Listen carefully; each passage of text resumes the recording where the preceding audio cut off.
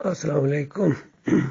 دیکھیے، آج ہر طرف سے آوازیں بھی آ رہی ہیں کہ اللہ سے توبہ استغفار کریں، معافی مانگیں، اللہ تعالیٰ کی رحمت روٹھ گئی ہے، خاص کر ان مسلمانوں کے اوپر۔ ان کی مساجد کے دروازے بند کر دیے گئے، بیت اللہ کے دروازے ان کے لیے بند کر دیے گئے، ہر چیز کے دروازے ان کے لیے بند کر دیے گئے۔ گھروں میں بیٹھو، اب تم اس لائق نہیں ہو، کیونکہ انہوں نے اللہ کے ساتھ وہ جرم کیا ہے جو زمین اور آسمان کے اندر سما نہیں کھا رہا ہے۔ ایسا جرم جس کو شرک کہا جاتا ہے، جس کی وجہ سے اللہ کے غصے کی وجہ سے زمین اور آسمان پھٹ جائے تو بعید نہیں۔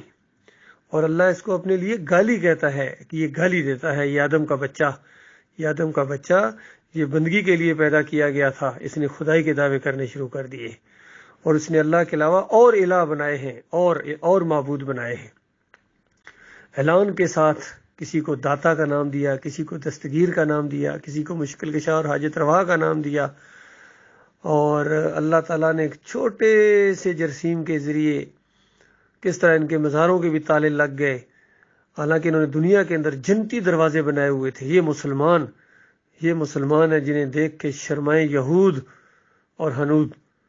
بتاؤ، یہ کلمہ پڑھنے والے، یہ پیری مریدی کرنے والے، یہ عرس اور میلے کرنے والے، یہ چڑھاوے چڑھانے والے، یہ چرسی، یہ سوٹے لگانے والے، یہ نعرہ حیدری لگانے والے، یہ یا رسول مدد کی پکارے لگانے والے، یہ 11ویں کی دینگیں بانٹنے والے، پوری رات حلیم گھوٹنے والا یہ نوجوان، غیر اللہ کی نظر و نیاز کا اور شربت پلانے والا 10 محرم کے، اور اس کو ثواب سمجھنے والا، اللہ کے ساتھ شرک کر کے اس کو ثواب سمجھتے ہیں۔ اندازہ لگائیے، یہ لاؤڈ سپیکروں میں ان کے علماء اللہ کو گالیاں دیتے ہیں شرک کے ذریعے۔ پہلے اللہ کو گالی دیتے ہیں نور میں نور اللہ کی پکار لگا کے، جو شرک ہے، ذات کا شرک ہے، اللہ کو گالی ہے، اور پھر اس کے بعد کہتا ہے اللہ اکبر اللہ اکبر۔ تو یہ حالت ہے نمک حرام غداروں کی۔ یہ نماز پڑھاتے ہیں تو اس کے پیسے لیتے ہیں، اذان دیتے ہیں تو اس کے پیسے لیتے ہیں۔ یہ دین انہوں نے پوری طرح کاروبار کی حیثیت اختیار کر لیا۔ پوری دنیا کے اندر ان کے علماء آج اجرت کے قائل ہیں، کوئی بھی اس کو حرام نہیں سمجھتا ہے، کوئی بھی قرآن اور صحیح حدیث کی بات نہیں مانتا ہے۔ تو اللہ کے بندو، ان کے اوپر اللہ کے عذاب نہ آئے تو کیا آئے؟ تو بتاؤ اللہ کے بندو، یہ تو بتاؤ توبہ کس چیز سے کریں؟ بریلوی بھی کہہ رہے ہیں توبہ کرو، دیوبندی بھی کہہ رہے ہیں توبہ استغفار کرو، اہل حدیث بھی کہہ رہے ہیں توبہ استغفار کرو، سلفی بھی کہہ رہے ہیں توبہ استغفار کرو، سیاسی لیڈر بھی کہہ رہے ہیں، مذہبی لیڈر بھی کہہ رہے ہیں، استاد بھی یہی کہہ رہے ہیں، گھروں میں مائیں بھی یہی کہہ رہی ہیں توبہ استغفار کرو۔ وہ کس چیز سے توبہ کرو؟ یہ بھی تو ذکر ہونا چاہیے۔ اللہ کے بندو، شرک سے توبہ کرو، شرک سے توبہ کرو، پہلے مسلک پرستی سے توبہ کرو۔ مسلمانوں، تمہارا نام جو رکھا ہوا ہے مسلمان، اور پھر کوئی بریلوی بن گیا، کوئی دیوبندی بن گیا، اس سے توبہ کرو، بریلویت سے توبہ کرو، دیوبندیت سے توبہ کرو، اہل حدیثیت سے توبہ کرو، سلفیت سے توبہ کرو، اور جتنے بھی یہ مسلک تم نے بنائے سے توبہ کرو۔ صرف اسلام کی طرف آؤ۔ اللہ کے بندو، ان سارے مزاروں کو ان کو گراؤنڈ کر دو۔ کوئی گنبد زمین کے اوپر نہیں ہونا چاہیے۔ مسلمانوں، جس علاقے میں گنبد ہے، جو گنبد کا قائل ہے، وہ اللہ کے دین کا کھلا انکاری ہے۔ کوئی گنبد نہیں ہے، نہ ہرا گنبد، نہ پیلا گنبد، نہ نیلا گنبد، یہ سارے کے سارے شرک کے اڈے ہیں، اور شرک کی نشانی ہے یہ بت ہیں، بت امت مسلمانوں کے یہ بت ہیں، یہ گنبد نہیں ہے، یہ بت ہیں۔ جس طرح ہندوؤں کے بت ہوتے ہیں، وہ اپنے بت کو مہاراج کہتا ہے، کھڑا کر کے اس کو پوجتا ہے۔ یہ مسلمان اپنی قبر کو لٹا کے پوجتا ہے اپنے معبود کو۔ وہ وہاں چکر لگاتا ہے اور کہتا ہے پھیرے لگائے، مہاراج کے پھیرے لگائے۔ اور یہ چونکہ مسلمان اپنے آپ کو کہتا ہے، اردو اور عربی کی اصطلاحیں استعمال کرتا ہے، یہ پھیرے تو نہیں کہے گا، یہ کہتا ہے میں طواف کرتا ہوں بابا کا۔ وہ وہاں بھجن گاتا ہے تو یہ بھجن تو نہیں کہے گا، یہ کہتا ہے قوالی، محفل سما تھی وہاں۔ وہ وہاں پرشاد بانٹتا ہے، اس کو پرشاد کہتا ہے۔ یہ چونکہ اردو اور عربی کی اصطلاح استعمال کرتا ہے، اگر یہ گارا کے کہے کہ میں نے آج پرشاد بانٹا تھا تو اس کے گھر والے اس کو ڈانٹیں گے کہ ہندو ہو گئے ہو۔ لیکن جب یہ کہتا ہے کہ میں نے نیاز بانٹی ہے تو یہ کہتے ہیں ماشاء اللہ، اللہ قبول کرے، میرے لیے بھی لائے ہو، تو یہ اس کو چومتا ہے۔ اسی چیز کو پرشاد میں اور نیاز میں کیا فرق ہے؟ ایک ہی چیز ہے، دونوں غیر اللہ کی نظر و نیازیں ہیں۔ تو یہ معاملہ ہے اللہ کے بندو۔ اب تو اس نے اپنے تعزیہ کو کھڑا کر کے پوجنا شروع کر دیا۔ پہلے تو بابے لیٹے ہوتے تھے، اب ان کے تعزیے دیکھو، یہ 10 محرم کو جو نکلتے ہیں، یہ مارنے پیٹنے والی قوم، یہ گھوڑے کی بجاری، وہ گائے کا بجاری، یہ گھوڑے کا بجاری۔ تو بتاؤ اللہ کے بندو، تمہارے اوپر اللہ کے عذاب نہ آئے تو رحمت کے پھول برسیں؟ یہ تو بہت ہی ہلکا ہے، وہ جو عذاب اللہ نے تمہارے لیے تیار کر کے رکھا ہوا، مرنے کے ساتھ جو آگ لگے گی اور پھر ہمیشہ ہمیشہ کے لیے کبھی بجھے گی نہیں، وہ تو اس سے بہت زیادہ ہے۔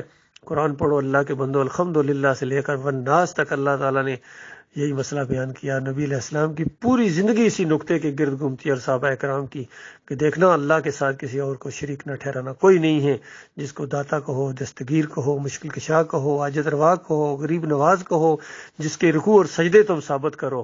آج ہمارے مفسرین توحید کا نام لینے والے یہ نمک حرام غدار یہ نبیوں کے سجدے ثابت کر رہے ہیں، رکوع ثابت کر رہے ہیں کہ یہ دین ہے۔ یہ بے ایمان کہتے ہیں قرآن سے واسطے وسیلے ثابت ہیں، قرآن سے غیر اللہ کی پکاریں ثابت ہیں۔ محمود الحسن کہتے ہیں کہ اللہ کے مقبول بندوں کو پکارنا یہ اللہ ہی کو پکارنا ہے۔